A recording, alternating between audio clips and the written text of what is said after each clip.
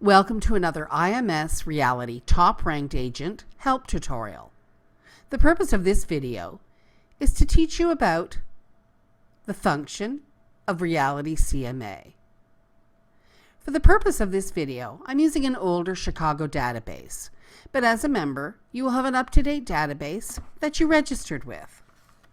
Let's discover Reality CMA. Suppose you're sitting in your office and a client calls you to list their home in Chicago. The home has 3 bedrooms.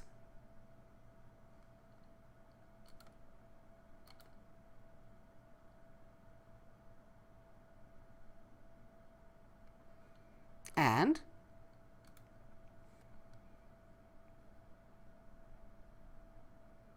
2 bathrooms.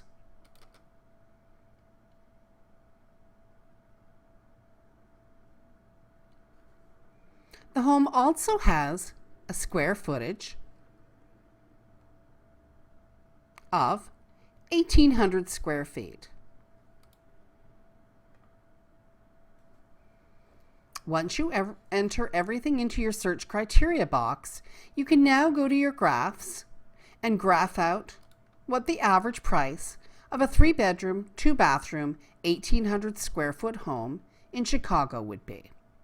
Now, the client is looking at selling in May, and he feels that he should be able to get $600,000 for his home.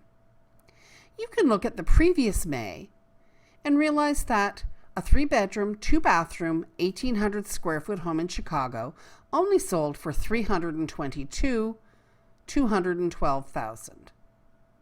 So you can tell immediately that the suggested listing price that your client suggested is way out of line. This is a great way to set realistic goals, whether or not you want to actually work with this client. Don't forget that at any time, you can go into our manual search and enter or remove information that you don't need.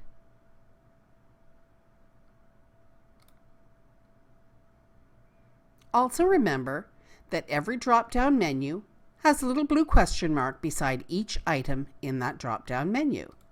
It will explain exactly what the function of that item is.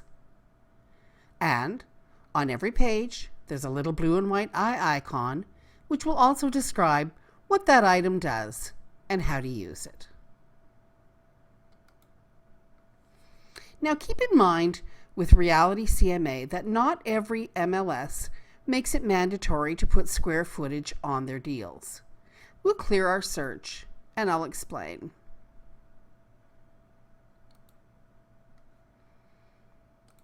When you click on square footage, it will bring you up a list of everything that's sold, in this case in Chicago, in the last 13 months, and the square footage.